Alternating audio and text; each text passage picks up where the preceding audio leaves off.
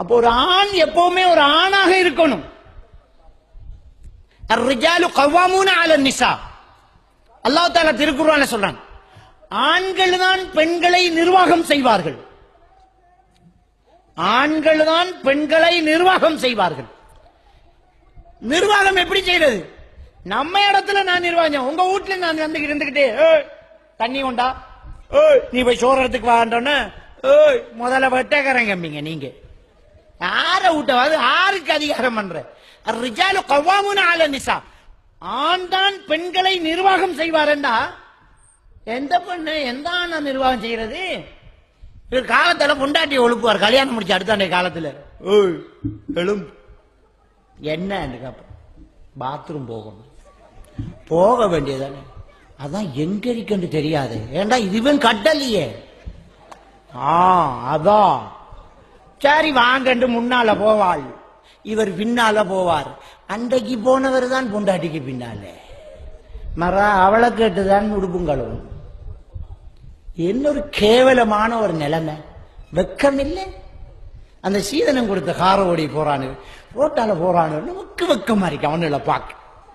ஐசுமா விட்டு mini daddy hi-fi car சோஷம் இல்லையா?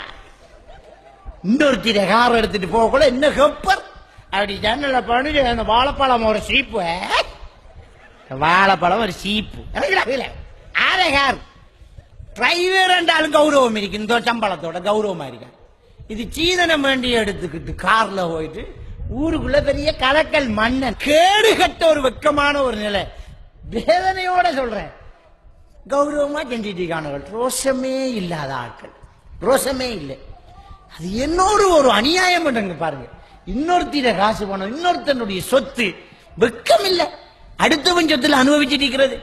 ஊராந்த சொத்து கல்லையில கை வைக்கிற மாதிரி தானே அவன் சொத்துல. அதுக்கு காரணம் சொல்லுவாங்க, அவங்க விரும்பித்தானே தாராங்க. எங்க விரும்பித்தான் தாங்க. சண்டை ஒன்று பிடிச்சிப்பார். காலிக்கோட்ல கணக்கு வைப்பாங்க, காவினிக்கு தந்த பெற்றுச்சு வரைக்கும். விரும்பி தந்ததை கேட்பானா? விரும்பி தந்தா, விரும்பி தந்தா. ஒரு சண்டை மட்டும் நீ பிடிச்சு பாரு. காவினுக்கு எத்தனை பெற்றுச்சு அனுப்பினு உனக்கும் மறந்துடும், அவனுக்கு நினைப்பிருக்கு மாமனாருக்கு. எண்ணி சொல்லுவான் 2500 பெட்டிசி, 2500 பிரின்சி வாழைப்பழம். அதுல இருந்து மருமகன் அவ்வளவும் தந்து கொடுத்தா நீங்க கதைக்கணும், வாய துறக்கணும். நம்பா அதோட இல்ல, நான் அவளை மன்னிச்சுட்டேன், சேர்ந்து வாழ்ற நம்பார். வேற வழியே இல்லை. அவருக்கு மாட்டி எலிப்பொறியில மாட்டின மாதிரி நிலைமை. வெக்கம் இல்லையா? அப்ப எவ்வளவு ஒரு கேவலமான ஒரு வேலை இந்த சீதனம் வாங்குற. இஸ்லாம் எவ்வளவு கௌரவத்தை சொல்லுது.